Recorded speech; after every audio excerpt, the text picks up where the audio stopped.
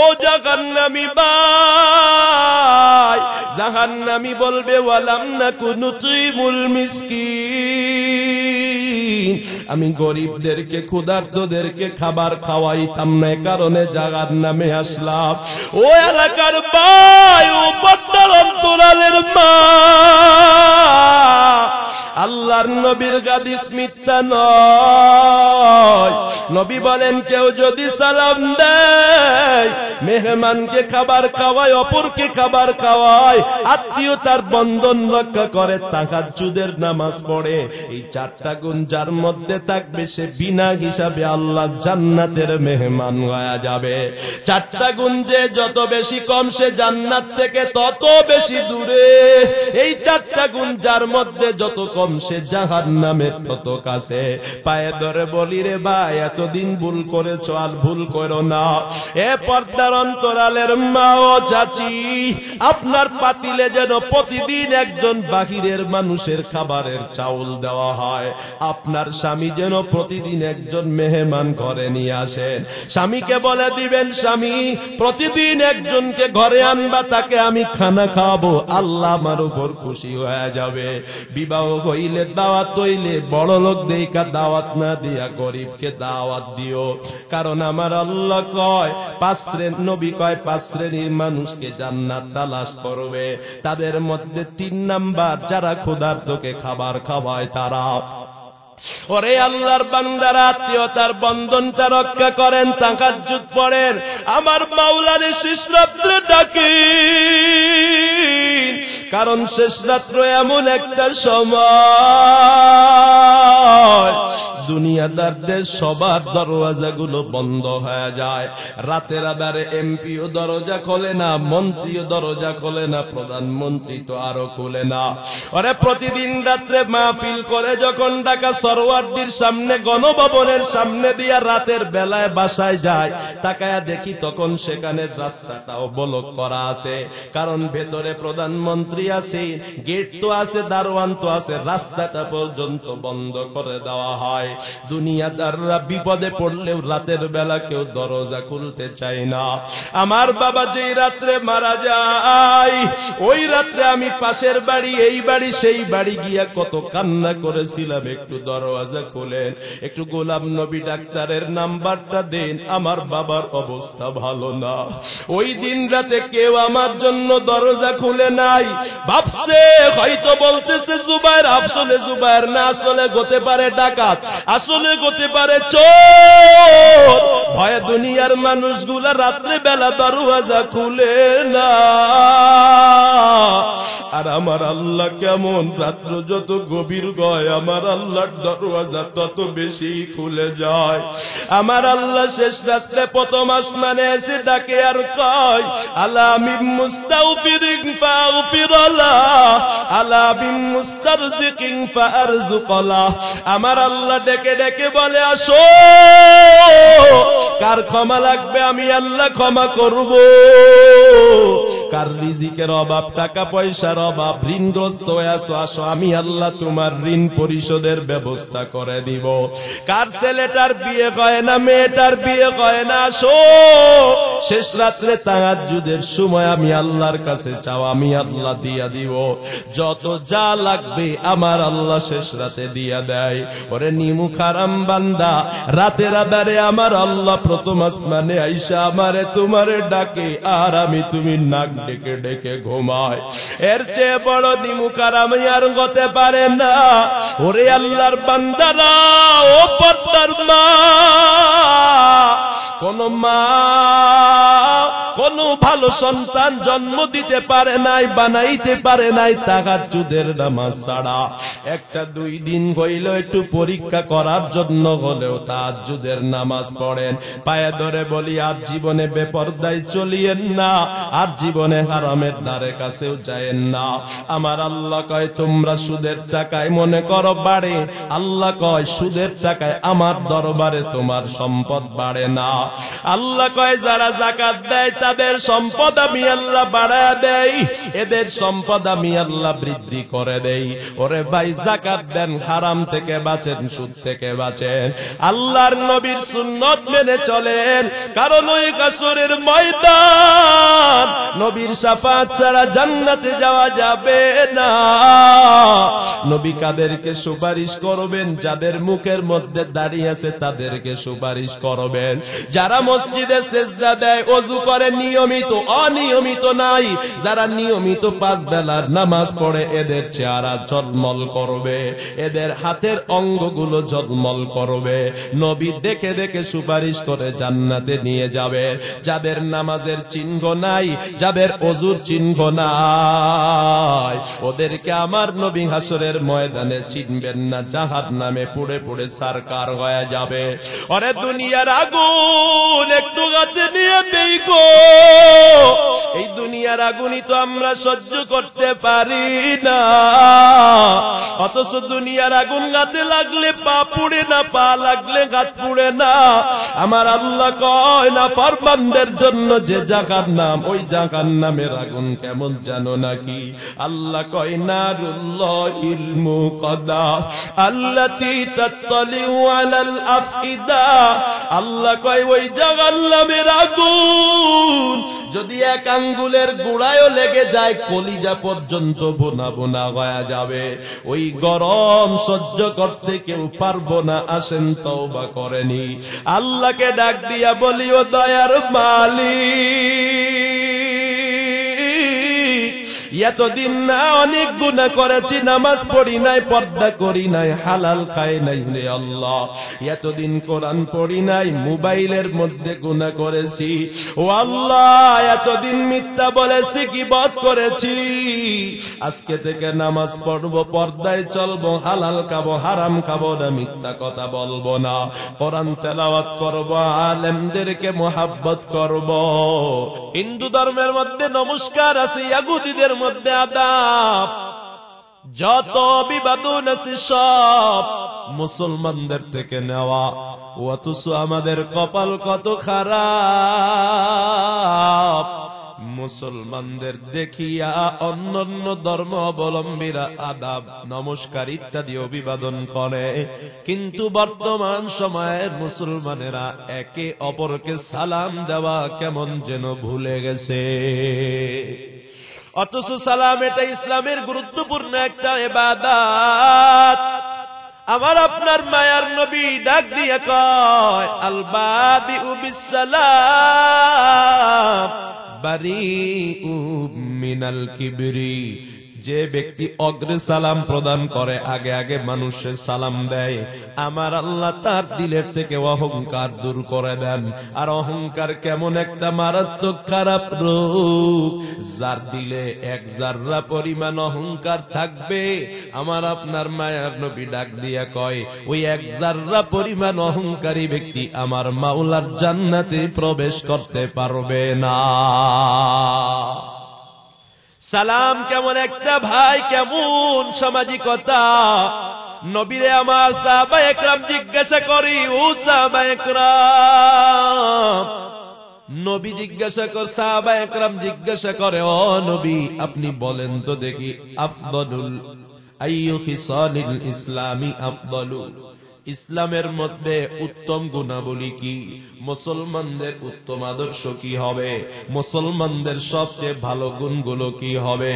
আমার আপনার মায়ার নবী জবাবে বলেন, জেনে নাও উম্মত, মুসলমানদের গুণাবলী হবে তাকরাউস সালাম তুতঈমুত তাআম ওয়া তাকরাউস সালাম। মুসলমানদের গুণাবলী হবে মুসলমানরা মানুষদেরকে খাবার খাওয়াবে, আর মুসলমানেরা আগে আগে মানুষের কাছে সালাম দিবে। ওরে সাহাবায়ে কেরাম একটা গাছের আবদাল কয়ে আবার আসলেও সালাম দিতেন, শুধু সালাম। সালামের মাধ্যমে মুসলিম সমাজে শান্তি বর্ষণ হয়।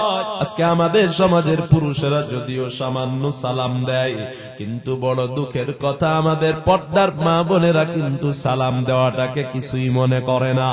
মা বোনেরা মনে করে সালাম মনে হয় শুধু পুরুষেরাই দেয়, সালাম মনে হয় মহিলাদেরকে মহিলাদের দেওয়া লাগে না। অথচ পুরুষে যেমন সালাম দিবে মহিলাও তেমন সালাম দিবে। ওরে দুই মানুষের মাঝে যদি দ্বন্দ্ব বিরাজ করে, শত্রুতা থাকে, আশরাফ আলী থানভী রহমাতুল্লাহি আলাইহি বলেন, শত্রু যদি শত্রুরে দেখে সালাম দেয়, আমার আল্লাহ শত্রুর মনে শত্রুর প্রতি মহাব্বত আর ভালোবাসা পয়দা করে দেয়। দুজনের মধ্যে ভালোবাসা তৈরি হয়ে যায়, শত্রুতা দূর হয়ে যায়। যে আমার প্রতি বেশি অনুগ্রহ করলো তাকে বেশি সালাম দেওয়া দরকার। কিন্তু আমার ডিজিটাল যুগের মা বোনেদের এমন হালাত, নিজের স্বামীরে সালাম দিতে লজ্জা পায়, নিজের ছেলেরে সালাম দিতে লজ্জা পায়, নিজের বাবারে সালাম দিতে লজ্জা পায়। কিন্তু যখন বাহিরে যায়, বেগানা পুরুষরে দেখলে সুন্দর করে মিটি মিটি করে সালাম দেয়, যেন যুবকটা তার দিকে আকর্ষিত হয়। অথচ যেই স্বামী মাথার গাম পায়ে ফালায়া সারাটা দিন স্ত্রীর ভরণ পোষণ দেবার জন্য কামাই করে ঘরে ঢোকে, কপাল পোড়া কত নারী আছে নিজের স্বামীটারে সালাম দেয় না। ও পর্দার মা, স্বামী ভালোবাসে না, স্বামী ভালো না, ঘরে যখনই স্বামী ঢুকবে আগে আগে সালাম দাও। দেখবা তোমার স্বামী তোমাকে মোহাব্বত করা শুরু করেছে। তোমার বাবাকে তুমি বেশি সালাম দিবা, কারণ তোমার বাবা তোমার উপর অনুগ্রহ বেশি করেছেন। আমার আপনার মায়ার নবী কয়, মুসলমানদের 1 নাম্বার সামাজিকতা হলো মুসলমানরা একে অপরকে সালাম দিবে। 2 নাম্বার ওয়া আকিমুত তাআম, মানুষদেরকে খাবার খাওয়াও। এই খাবার খাওয়ানো একটা অনেক বড় গুণ। আরব দেশের মধ্যে একটা প্রবাদ প্রচলিত আছে, কেউ যদি পেটে দেয়, কেউ যদি মুখের মধ্যে দেয়, পেটের মধ্যে দেয়, সে মনটা পায়, দিলটা পায়। খাবার খাওয়ানো এটা মুসলমানের গুণ।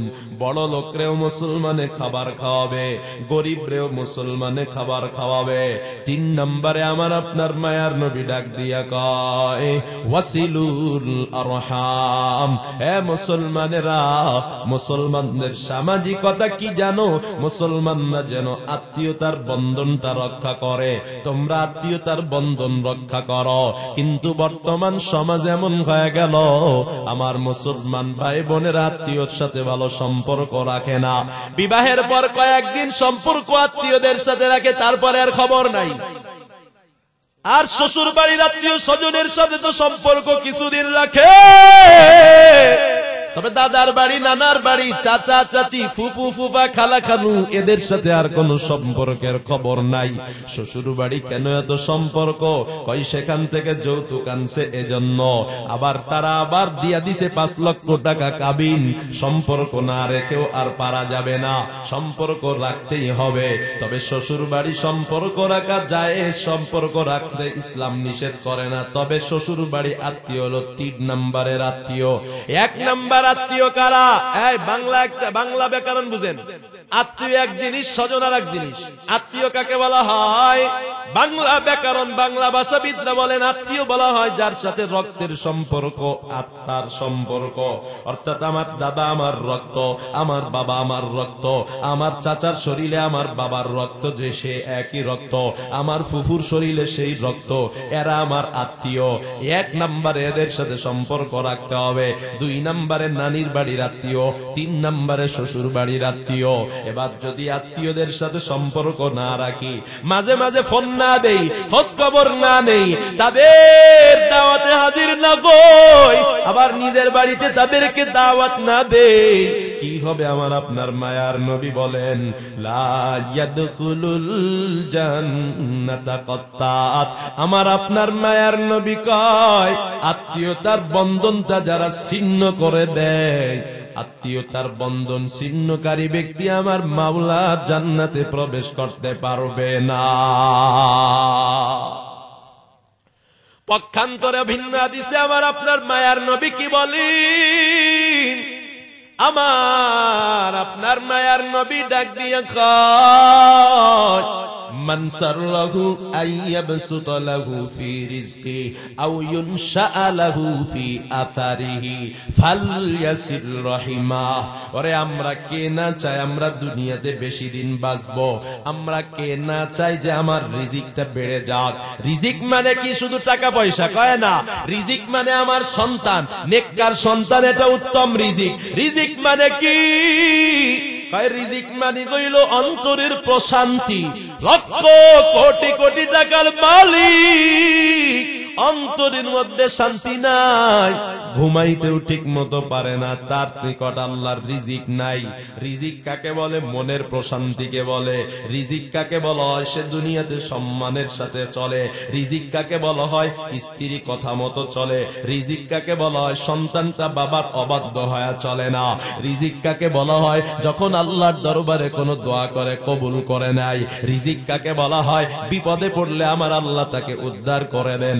আমার নবী কয়, কেউ যদি তাই তার রিজিকটা বাড়ায়া নিবে, তার রিজিক যা ছিল তার থেকে বাড়বে। আর যদি চাই কোন বান্দা সে তার হায়াতটা বাড়ায়া নিবে, দুনিয়াতে বেশি দিন বাঁচবে, কি করতে হবে জানো? নবী কয় ফালইয়াসিল রাহিমাহু, সে যেন আত্মীয়দের প্রতি সদয় হয়। অতএব আমার মায়ার নবী কয়, যারা আত্মীয় স্বজনের সাথে ভালো সম্পর্ক রাখবে, তাদেরকে হাদিয়া দিবে, তাদেরকে দাওয়াত দিবে, তাদের বাড়িতে যাবে, আবার তাদেরকে নিজের বাড়িতে দাওয়াত করবে। ফোন দিয়ে হাল পুরসি জিজ্ঞাসা করবে, কেমন আছেন ফুফু, কেমন আছেন খালা, কেমন আছেন চাচা, কেমন আছেন। মামাদেরকে ফোন দিবে, কেমন আছেন আপনারা। আত্মীয় স্বজনের খোঁজ খবর নিবে। আমার আপনার মায়ার নবী কয় তার রিজিক বাড়বে, হায়াত বাড়বে। এটা হলো আত্মীয়তার বন্ধন রক্ষা করা। 4 নম্বরে আমার আপনার মায়ার নবী ডাক দিয়া কয়, ওয়াসাল্লু বিল্লাইলি ওয়ান নাসু নিয়াম। ওরে দুনিয়ার মানুষ ও মুসলমান, রাত্রটা যখন গভীর হয়ে যায় তখন আল্লাহর কুদরতি পায়ে সিজদায় পড়ে যাও, তাহাজ্জুদের নামাজে দাঁড়ায় যাও। বুঝলাম সালাম দেওয়া সামাজিকতা, একে অপরকে দিতে হয়। বুঝলাম মানুষকে খাবার খাওয়ানো সামাজিকতা, তাও বুঝে আসলো। বুঝলাম আত্মীয়তার বন্ধন সামাজিকতা, তাও বুঝে আসলো। তাহাজ্জুদ তো একা একা পড়ে ওই নামাজটা, ওই নামাজটা আবার সামাজিকতা কেমনে হইল? এটা তো সামাজিকতার কথা, একা একা করা হয়। এই এলাকার আমার ভাই, তাহাজ্জুদ সামাজিকতা কেমনে হইল শুনে। তাহাজ্জুদ এমন একটা ইবাদত, যে আল্লাহর বান্দা তাহাজ্জুদ পড়ে তার জবান দিয়া মিথ্যা কথা বের হয় না। যে আল্লাহর বান্দা তাহাজ্জুদ পড়ে সে কোনোদিন গালিগালাজ করতে পারে না, চাইলেও সে গালি দিতে পারে না, আল্লাহ তারে বাঁচায়া দেয়। যে তাহাজ্জুদ পড়ে তার চেহারায় নূর চমকায়, যে তাহাজ্জুদ পড়ে তারে সবাই ভালোবাসে, যে তাহাজ্জুদ পড়ে তার সম্মান আল্লাহ বাড়ায়া দেয়, যে তাহাজ্জুদ পড়ে সে গুনাহ করতে পারে না, যে তাহাজ্জুদ পড়ে তার নামাজ মিস হয় না। সে যখন নামাজের সময় হয় আল্লাহ তাকে নামাজে মসজিদে যাওয়ার জন্য তৌফিকটা দিয়া দেয়। আল্লাহর তৌফিক ছাড়া কেউ ইবাদত করতে পারে না। অতএব তাহাজ্জুদ যদিও একা একা পড়া হয়, কিন্তু সমাজের যতগুলা নিয়ম কানুন আছে তাহাজ্জুদ যেই বান্দা পড়ে সেই সেগুলো মানতে পারে, মানুষকে সম্মান করতে পারে। তাহাজ্জুদ যে পড়ে না ওই আল্লাহর বান্দা আমার আল্লাহ তাআলার অনেক ইবাদতেরই তৌফিক পায় না। এজন্য আমার নবী কয় 4টা কাজ করো, এই 4টা কাজ যদি করো কি হবে? কয় তাদখুলুল জান্নাতা বিসালাম। এই 4টা কাজ যদি করতে পারো, নবী কয় নিরাপদে নির্বিঘ্নে সালামতের সাথে, নিরাপত্তার সাথে, টেনশন ছাড়া, নবী বলেন বিনা টেনশনে আমার আল্লাহর জান্নাতের মেহমান হতে পারবা। কয়টা কাম? মাত্র 4টা কাম। 1 নম্বরে সালাম দাও, 2 নম্বরে মানুষকে খাবার খাওয়াও, 3 নম্বরে আত্মীয়তার বন্ধন রক্ষা করো, 4 নম্বরে কি? কয় তাহাজ্জুদের নামাজ পড়ো। ওরে 1 নম্বরটা বুঝলাম সালাম দেওয়া, 2 নম্বরটা মানুষকে খাবার খাওয়ানো। দেখেন আমার বাবারে আপনারা সবাই চিনেন, সবাই ভালোবাসে, এখনো মানুষে মনে করে। তবে যে যে কারণেই ভালোবাসুক না কেন, আমি যেটা মনে করি এবং যেটা সত্য, আমার বাবা যেখানেই যাইতেন সেখানেই মানুষকে মেহমানদারি করাইতেন। শুক্রবারে মার কাছ থেকে যখন বাড়িতে ফিরতেন ৫-৭ জন মেহমান নিয়ে বাড়িতে আসতেন, কাউকে পাইলেই তাকে চাইপা দইরা মেহমানদারি করাইতেন। এই মেহমানদারির গুণের কারণে এই মানুষটাকে এত ভালোবাসে। নবীর উম্মতের দল, ও এলাকার ভাই, ও পর্দার মা, অনেক বাড়ি এমন আছে স্ত্রী মানুষকে খাবার খাওয়াইতে চায়, রান্না করলে স্বামীরে বলে স্বামী একটু পাশের বাড়ি তরকারি দিই, স্বামী দিতে চায় না। আবার অনেক স্বামী এমন আছে কয় স্ত্রী কিছু রান্না করছো পাশের বাড়ি দাও, আত্মীয়দের বাড়ি পাঠাও, আবার স্ত্রী দিতে চায় না। কারণ সবাই মনে করি আমরা শুধু গরিব আর গরিব, আমরা গরিব, আমি নিজেই তো খাইতে পাই না, আর একজনকে কেমনে খাওয়াবো। তাহলে এবার আমার মায়ার নবীর একটা হাদিস শুনে নেন। আমার আপনার মায়ার নবী মেহমান ছাড়া বাড়িতে যাইতেন না। মাঝে মাঝে নবী 4 দিন না খেয়ে থাকতেন, মাঝে মাঝে নবী 3 দিন না খেয়ে থাকতেন, মাঝে মাঝে নবী 2 দিন না খেয়ে থাকতেন। ও নবী, আপনি না খেয়ে আছেন কেন? কয় আমি এখনো মেহমান পাই না, এজন্য খাবার খেতে বাড়িতেই যাই নাই। আমার নবী একা একা কখনো খানা খাইতেন না, একজন না একজন মেহমানকে নিয়ে তারপরে গিয়া খানা খাইতে। মেহমান আমার আপনার রিজিক খায় না, সে তার রিজিক খায়, কিন্তু মেহমান আমার আপনার ঘরে আসলে বরকত বাড়ায়া দেন কে? আমার আপনার মায়ার নবীর দরবারে মেহমান আসছে। মেহমান সম্পর্কে আমার নবী ডাক দিয়া কয়, মান কানা ইউমিনু বিল্লাহি ওয়াল ইয়াউমিল আখির ফালইউকরিম যায়ফা। আমার নবী বলেন, কেউ যদি আল্লাহরে বিশ্বাস করে, পরকালকে হাসরের ময়দানকে বিশ্বাস করে, সে যেন মেহমানদেরকে সম্মান করে।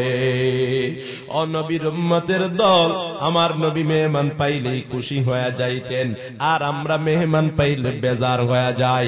চিন্তা করি মেহমান আসছে, এখন কি খাওয়াবো? মেহমানকে খাওয়াইতে গেলে নিজে খাইতে পারবো না, আমরা তো নিজেই পারি না খাইতে, আর একজনকে কেমনে খাওয়াবো? তাহলে এবার শুনুন, মায়ার নবী একদিন মায়ার নবীর দরবারে মেহমান আসছে। মায়ার নবী তার খাদেমকে কয়, ও খাদেম, যাও আমার স্ত্রীদের ঘরে যাও, কার ঘরে কি কি খাবার আছে জিজ্ঞাসা করে আসো, শুনে আসো। নবীর মনে মনে ইচ্ছা যায়, যে স্ত্রী, নবীর স্ত্রী তো 9 জন, যে স্ত্রীর ঘরে ভালো খাবার, ওই স্ত্রীর ঘরে আমার আপনার মায়ার নবী মেহমানটা নিয়ে হাজির হবেন, মেহমানদারি করাবেন। নবীর সাহাবী চলে গেছেন, নবীর স্ত্রীর ঘরে গিয়া কয়, আম্মা জান, নবী পাঠিয়েছেন। ও আম্মা জান আয়েশা, বলেন আপনার ঘরে কি খাবার আছে? নবী জানতে চেয়েছেন। আম্মা জান আয়েশা ডাক দিয়া কয়, ও নবীর সাহাবী, মা ফাওকানা ইল্লাল মা, আমার ঘরের মধ্যে পানি ছাড়া আর কিছু নাই। আমার আপনার মায়ার নবীর খাদেম সাহাবী দৌড়ায়া গিয়া হযরতে হাফসার ঘরে হাজির। ও আম্মা জান হাফসা, ঘরে কি খাবার আছে বলি? নবী জানতে চেয়েছে। নবীর দ্বিতীয় স্ত্রীও বলে, মা ফাওকানা ইল্লাল মা, ঘরের মধ্যে পানি ছাড়া কিছু নাই। তৃতীয় স্ত্রী বলে, ঘরে পানি ছাড়া কিছু নাই। চতুর্থ স্ত্রী বলে, পানি ছাড়া কিছু নাই। পঞ্চম, ষষ্ঠ, সপ্তম, অষ্টম, নবম স্ত্রী সবাই কয়, আমাদের ঘরে পানি ছাড়া কিছু নাই। যারা বলেন, হুজুর আমরা মেহমানদারি কেমনে করাবো, মানুষে কেমনে খাওয়াবো? আমি নিজেই তো ঠিক মতো চলতে পারি না, আমি নিজেই তো ঠিক মতো খাইতে পারি না, তার কাছে আমার প্রশ্ন, আপনি জবাব দেন। নবীর 9 জন স্ত্রীর ঘরেই খবর নেওয়া হয়েছে পানি ছাড়া কিছু নাই। আপনার ঘরে কয়দিন এমন হয়েছে যে আপনার ঘরে পানি ছাড়া কিছু না? একজন মানুষ এখানে দাঁড়ায় বলতে পারবেন না, হুজুর জীবনে কোনদিন এমন হয়েছে পানি ছাড়া কিছু ছিল না? একজনও বলতে পারবেন না গত 1 বছরে এমন হয়েছে। একজনও বলতে পারবেন না এখন আপনার বাড়িতে পাঠাইলে আপনার স্ত্রী বলবে পানি ছাড়া ঘরের মধ্যে কিছু নাই। বরং যদি জিজ্ঞাসা করি, ভাই 1 বছরের মধ্যে কি আপনার ঘরে পানি ছাড়া কিছু থাকবে না? এমন সম্ভাবনা আছে? আপনি বলবেন না এমন সম্ভাবনা তো নাই, কিছু না কিছু তো থাকবেই থাকবে। তবে আমার নবীর ঘরে পানি ছাড়া কিছু নাই, তারপরেও মেহমান ছাড়া নিজে বাড়িতে যায় না। নবী মেহমান ছাড়া খানা খায় না। আপনি আপনার নিজের বিবেককে প্রশ্ন করে দেখেন, আপনি মেহমান নিয়ে কবে খাইছিলেন? মনেও নাই আপনার। আপনি প্রতিদিন একা একা খান, নিজের পরিবার নিয়ে খান। কবে যে আপনি অপর একজন মুসলমানকে মেহমানদারি করাইছেন, আপনার বাড়ি নিছেন, তার খবরও নাই, আপনার জানাও নাই। এমন কত কপাল পোড়া আছে জীবনেও মেহমানদারি করে নাই, এমন কপাল পোড়ার অভাব নাই। আমার আপনার মায়ার নবী যখন শুনলেন একে একে 9 জন স্ত্রীর কারো ঘরে পানি দেয়, আমার নবী মাথাটা নত করিয়া নবী নিচের দিকে তাকাইয়া গল গল গল গল করে চক্ষু দিয়া পানি ঝরে, আর মনে মনে কয় কপাল কত খারাপ, একজন স্ত্রীর ঘরেও কোনো খানা নাই, আমি মেহমানকে কি খাওয়াবো? আজকে তো আমার লজ্জায় মাথাটা নত হয়ে যাবে। নবী বড় আফসোস করতেছেন, আহারে আমি বুঝি একজন মেহমানকে খানা খাওয়াইতে পারলাম না। আমার আপনার মায়ার নবী কিছুক্ষণ পরে কাঁদতে কাঁদতে মাথাটা একটু উঁচা করেছে। আমার নবীর কান্না দেখে সাহাবায়ে কেরাম সবাই কাঁদে। আমার আপনার নবী ডাক দিয়া কয়, ও সাহাবারা, আমি আজকে আমার মেহমান নিয়ে বাড়িতে যাইতে পারলাম না, আমার কোন স্ত্রীর ঘরে খাবার নাই। ও সাহাবায়ে কেরাম, তোমাদের মাঝে এমন কে আছো যে আমি নবীর মেহমানটাকে বাড়িতে নিয়ে একটু মেহমানদারি করাবা? ওরে সাহাবায়ে কেরাম, আমাদের মতো ধনী না। সাহাবায়ে কেরামের ঘরে আমাদের মতো বস্তায় বস্তায় চাউল থাকতো না, ডাউল থাকতো না, লিটারে লিটারে তেল থাকতো না। ওই সাহাবায়ে কেরাম অনেকে যাদের ঘরে 3 দিনেও আগুন জ্বলে না। হঠাৎ একজন সাহাবী আনসারী দাঁড়াইয়া কয়, নবী আমি আপনার মেহমানকে মেহমানদারি করাবো। নবীর হাত থেকে মেহমানকে নিয়া আমার আপনার মায়ার নবীর সাহাবী বাড়ির দিকে রওয়ানা। বাড়িতে গিয়া মেহমানকে বাগিরের ঘরে বসায়া নিজের স্ত্রীরে ডেকে বলে, স্ত্রী বলো তো তোমার ঘরে কি খাবার আছে? স্ত্রী চোখের পানি ছেড়ে জবাব দেয়, মা ইনদানা ইল্লা কুতু সিবিয়ান। ও স্বামী আমার, আল্লাহর কসম করে বলি, রাতের বেলা আমরা স্বামী স্ত্রী খাবো এমন কোন খাবার আমাদের ঘরে নাই। এমনকি কিছুই নাই, কয় সামান্য বাচ্চাদের খাবার আছে। ওই খাবারটুকু বাচ্চারা কি কোন রকম ঘুমাবে? আমাদের খাবারের মতো কোনো কিছু নাই। সাহাবী স্ত্রীরে ডাক দিয়া কয়, স্ত্রী গো, আমি জানি না তুমি কি করবা, কিন্তু আমি নবীর মেহমান নিয়ে বাড়িতে আসছি। আকরিমি দাইফা রাসূলিল্লাহি সাল্লাল্লাহু আলাইহি ওয়াসাল্লাম। ও আমার প্রিয়তমা স্ত্রী, আল্লাহর নবীর মেহমান আসছে, সম্মান করো। কিভাবে মেহমানকে সম্মান করবা সেটা আমি জানি না।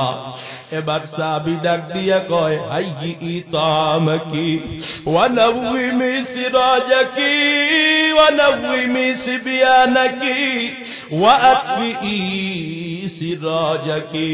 ও প্রিয়তমা স্ত্রী, আমার বাচ্চাদের খাবারগুলোই মেহমানের জন্য রেডি করো, আর বাচ্চাগুলোরে ঘুম পাড়ায় দাও। সাহাবীর স্ত্রী বাচ্চাদের ঘুম পাড়ায় আর কয়, আম্মু ঘুমায়া যাও, মা খানা রেডি করে তোমাদেরকে ঘুম থেকে জাগাইয়া দিব। হতভাগা মা ভালো করেই জানে আজকে রাতে বাচ্চাদেরকে আর কিছুই খাওয়াইতে পারবো না। চক্ষু দিয়া ডল ডল ডল ডল করে পানি পড়ে, আর নিজে বলে, বাচ্চাদের সাথে ধোঁকাবাজি করতেছ। ওরে যেই মা বাবা নিজে না খাইয়া বাচ্চাদেরকে খাওয়ায়, ওই মা নিজের বাচ্চাদের খাবারটা মেহমানের জন্য রেডি করে দেয়। এবার স্বামী স্ত্রী দুজনে পরামর্শ করে বলে, যদি মেহমানের সামনে খাবার দেন, মেহমান তো একা খাবে না, বলবে ভাই আপনিও আমার সাথে শরীক হন। ও স্বামী আমার, আপনি যদি মেহমানের সাথে খান, এই সামান্য একটু খাবার আপনি খাইলে মেহমানের পেট ভরবে না, মেহমান খাইলে আপনার পেট ভরবে না।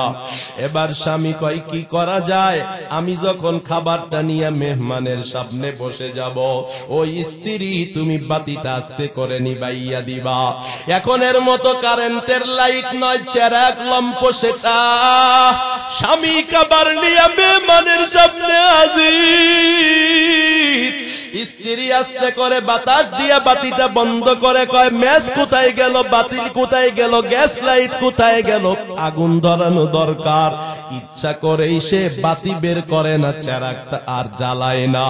এদিকে স্বামী ডেকে বলে, ও ভাই মেহমান, খাবার তো ঠান্ডা হয়ে যাচ্ছে, খাবার তো আজকে মনে হয় বাতি পাওয়া যাবে না, কোথায় আগুন আছে খুঁজে তো এখন আর আগুন পাই না।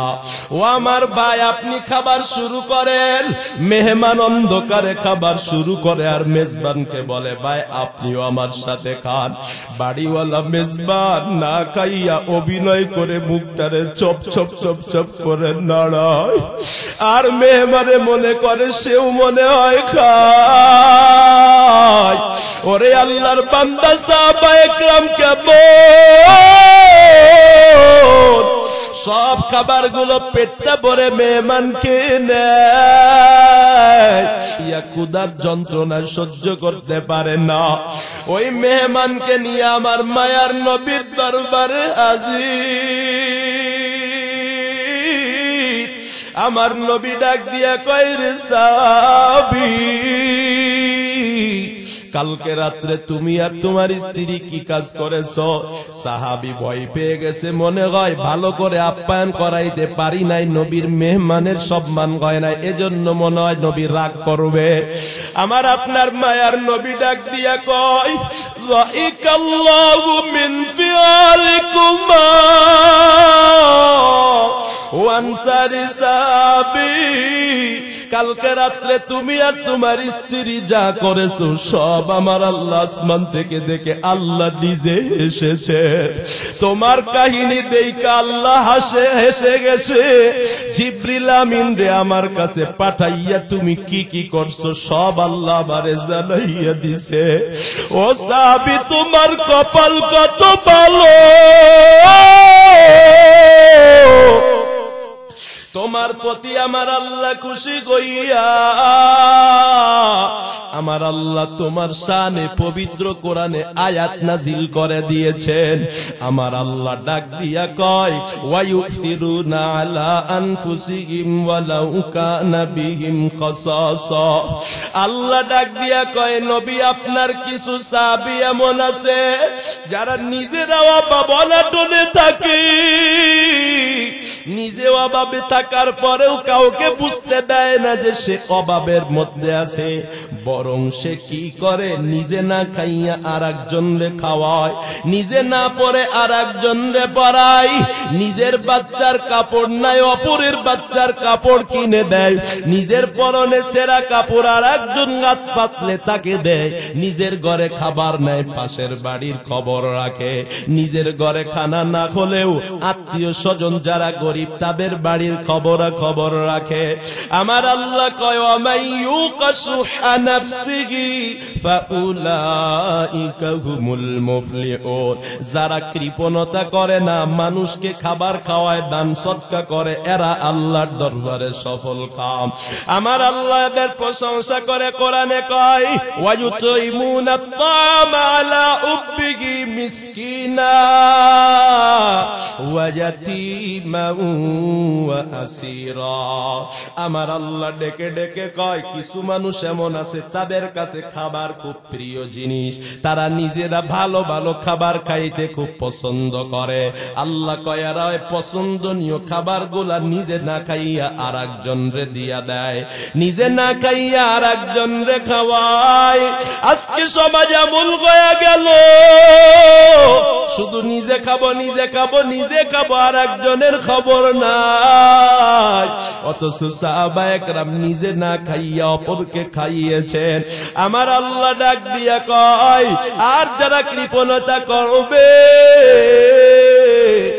যারা গরিব মিসকিনের খবর নিবে না, নিজের ছেলে মেয়ের কাপড়ের অভাব নাই, পাশের বাড়িতে গরিব এই শীতের সময় বাচ্চার শীতের কাপড় কিনে দিতে পারে না। ওরে কত মুরব্বি আছে এই শীতে একটা চাদর নাই, একটা মোজা কেনার ক্ষমতা নাই। কত টাকাওয়ালা আছে নিজের 5 জোড়া 6 জোড়া 10 জোড়া মোজা থাকলেও এক জোড়া মোজা গরিবরে কিনে দেয় না। নিজের আত্মীয়দের মধ্যে কত গরিব আছে তাদের খোঁজ খবর রাখে না। বিবাহের অনুষ্ঠানে শুধু বড় লোকরে দাওয়াত দেয়, গরিবের খোঁজ খবর রাখে না। আমার আল্লাহ কয় মানুষগুলো হলো জাহান্নামী। এরা যখন জাহান্নামে যাবে জিজ্ঞাসা করা হবে আনিল মুজরিমিনা মা সালাকাকুম ফি সাকর, বলো কেন তুমি জাহান্নামে এসেছো? এই জাহান্নামী তখন ডেকে ডেকে বলবে লাম নাকু মিনাল মুসাল্লিন, আমরা মসজিদে গিয়ে জামাতের সাথে নামাজ পড়তাম না, এ কারণে আজকে জাহান্নামে এসেছি।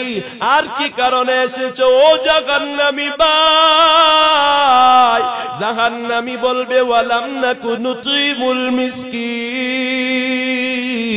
আমি গরিবদেরকে ক্ষুধার্তদেরকে খাবার খাওয়াইতাম না, কারণে জাহান্নামে আসলাম।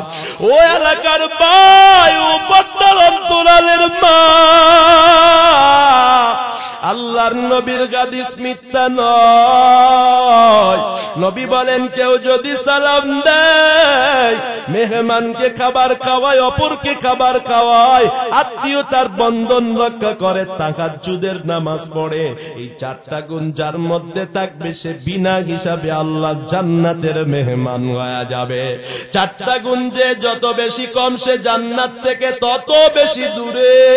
এই 4টা গুণ যার মধ্যে যত কম সে জাহান্নামের তত কাছে। পায়ে ধরে বলি রে ভাই, এতদিন ভুল করেছো আর ভুল করো না। এ পর্দার অন্তরালের মা ও চাচি, আপনার পাতিলে যেন প্রতিদিন একজন বাহিরের মানুষের খাবারের চাউল দেওয়া হয়। আপনার স্বামী যেন প্রতিদিন একজন মেহমান ঘরে নিয়ে আসেন। স্বামীকে বলে দিবেন, স্বামী প্রতিদিন একজনকে ঘরে আনবা, তাকে আমি খানা খাওয়াবো, আল্লাহ আমার উপর খুশি হয়ে যাবে। বিবাহ হইলে দাওয়াত হইলে বড় লোক দেখা দাওয়াত না দিয়া গরিবকে দাওয়াত দিও। কারণ আমার আল্লাহ কয় 5 শ্রেণীর নবী কয় 5 শ্রেণীর মানুষকে জান্নাত তালাশ করবে। তাদের মধ্যে 3 নাম্বার যারা ক্ষুধার্তকে খাবার খাওয়ায় তারা। ওরে আল্লাহর বান্দারা, আত্মীয়তার বন্ধনটা রক্ষা করেন, তাহাজ্জুদ পড়েন, আমার মাওলারে শেষ রাত্রে ডাকেন। কারণ শেষ রাত্র এমন একটা সময় দুনিয়াদারদের সবার দরওয়াজাগুলো বন্ধ হয়ে যায়। রাতের আধারে এমপিও দরজা খোলে না, মন্ত্রীও দরজা খোলে না, প্রধানমন্ত্রী তো আরো খুলে না। ওরে প্রতিদিন রাত্রে মাহফিল করে যখন ঢাকা সরওয়ার্দীর সামনে গণভবনের সামনে দিয়া রাতের বেলায় বাসায় যায়, তাকায়া দেখি তখন সেখানে রাস্তাটাও ব্লক করা আছে। কারণ ভেতরে প্রধানমন্ত্রী আছে, গেট তো আছে, দারোয়ান তো আছে, রাস্তাটা পর্যন্ত বন্ধ করে দেওয়া হয়। দুনিয়াদাররা বিপদে পড়লেও রাতের বেলা কেউ দরজা খুলতে চায় না। আমার বাবা যেই রাত্রে মারা যায়, ওই রাত্রে আমি পাশের বাড়ি, এই বাড়ি, সেই বাড়ি গিয়া কত কান্না করেছিলাম, একটু দরজা খুলেন, একটু গোলাম নবী ডাক্তারের নাম্বারটা দেন, আমার বাবার অবস্থা ভালো না। ওই দিন রাতে কেউ আমার জন্য দরজা খুলে নাই। ভাবছে হয়তো বলতেছে জুবায়ের, আসলে জুবায়ের না, আসলে হতে পারে ডাকাত, আসলে হতে পারে চোর। ভয়ে দুনিয়ার মানুষগুলা রাত্রে বেলা দরওয়াজা খুলে না। আর আমার আল্লাহ কেমন, রাত্র যত গভীর গয় আমার আল্লাহর দরওয়াজা তত বেশি খুলে যায়। আমার আল্লাহ শেষ রাত্রে প্রথম আসমানে এসে ডাকে আর কয়, আলা মিন মুস্তাগফিরিন ফাগফিরলাহ, আলা মিন মুস্তারজিকিন ফারজুকলাহ। আমার আল্লাহ ডেকে ডেকে ডেকে বলে আসো, কার ক্ষমা লাগবে আমি আল্লাহ ক্ষমা করব, কার রিজিকের অভাব, টাকা পয়সার অভাব, ঋণগ্রস্ত হয়ে আছো, আসো আমি আল্লাহ তোমার ঋণ পরিশোধের ব্যবস্থা করে দিব। কার ছেলেটার বিয়ে হয় না, মেয়েটার বিয়ে হয় না, আসো শেষ রাত্রে তাহাজ্জুদের সময় আমি আল্লাহর কাছে চাও, আমি আল্লাহ দিয়া দিব। যত যা লাগবে আমার আল্লাহ শেষ রাতে দিয়া দেয়। ওরে নিমুখ হারাম বান্দা, রাতের আধারে আমার আল্লাহ প্রথম আসমানে আইসা আমারে তোমারে ডাকে, আর আমি তুমি নাক ডেকে ডেকে ঘুমায়। এর চেয়ে বড় নিমুখ হারাম আর হতে পারে না। ওরে আল্লাহর বান্দারা, ও পর্দার মা, কোন মা কোন ভালো সন্তান জন্ম দিতে পারে নাই, বানাইতে পারে নাই তাহাজ্জুদের নামাজ ছাড়া। একটা 2 দিন হইল একটু পরীক্ষা করার জন্য হলেও তাহাজ্জুদের নামাজ পড়েন। পায়ে ধরে বলি, আর জীবনে বেপরদায় চলিয়েন না, আর জীবনে হারামের দ্বারে কাছেও যায়েন না। আমার আল্লাহ কয় তোমরা সুদের টাকায় মনে করো বাড়ে, আল্লাহ কয় সুদের টাকায় আমার দরবারে তোমার সম্পদ বাড়ে না। আল্লাহ কয় যারা যাকাত দেয় তাদের সম্পদ আমি আল্লাহ বাড়ায় দেই, এদের সম্পদ আমি আল্লাহ বৃদ্ধি করে দেই। ওরে ভাই, যাকাত দেন, হারাম থেকে বাঁচেন, সুদ থেকে বাঁচেন, আল্লাহর নবীর সুন্নত মেনে চলেন, কারণ ওই কাসরের ময়দান নবীর শাফাত ছাড়া জান্নাতে যাওয়া যাবে না। নবী কাদেরকে সুপারিশ করবেন? যাদের মুখের মধ্যে দাড়ি আছে তাদেরকে সুপারিশ করবেন। যারা মসজিদে সেজদা দেয়, ওযু করে নিয়মিত, অনিয়মিত নাই, যারা নিয়মিত 5 বেলার নামাজ পড়ে এদের চেহারা ঝলমল করবে, এদের হাতের অঙ্গগুলো ঝলমল করবে। নবী দেখে দেখে সুপারিশ করে জান্নাতে নিয়ে যাবে। যাদের নামাজের চিহ্ন নাই, যাদের ওযুর চিহ্ন নাই, ওদেরকে আমার নবী হাসরের ময়দানে চিনবেন না, জাহান্নামে পুড়ে পুড়ে সারকার হয়ে যাবে। ওরে দুনিয়ার আগুন একটু হাতে নিয়ে দেখো, এই দুনিয়ার আগুনই তো আমরা সহ্য করতে পারি না, অথচ দুনিয়ার আগুন হাতে লাগলে পা পুড়ে না, পা লাগলে হাত পুড়ে না। আমার আল্লাহ কয় না ফরমানদের জন্য যে জাহান্নাম, ওই জাহান্নামের আগুন কেমন জানো নাকি? আল্লাহ কয় নারুল্লাহিল মুকাদ্দা আল্লাতী তাত্তালিউ আলাল আফইদা। আল্লাহ কয় ওই জাহান্নামের আগুন যদি 1 আঙ্গুলের গোড়ায়ও লেগে যায়, কলিজা পর্যন্ত বোনা বোনা হয়ে যাবে। ওই গরম সহ্য করতে কেউ পারবো না। আসেন তওবা করেনি, আল্লাহকে ডাক দিয়া বলি, ও দয়ার মালিক, এতদিন না অনেক গুনাহ করেছি, নামাজ পড়ি নাই, পর্দা করি নাই, হালাল খাই নাই রে আল্লাহ, এতদিন কোরআন পড়ি নাই, মোবাইলের মধ্যে গুনাহ করেছি, ও আল্লাহ এতদিন মিথ্যা বলেছি, গীবত করেছি, আজকে থেকে নামাজ পড়বো, পর্দায় চলবো, হালাল খাবো, হারাম খাবো না, মিথ্যা কথা বলবো না, কোরআন তেলাওয়াত করবো, আলেমদেরকে মোহাব্বত করবো।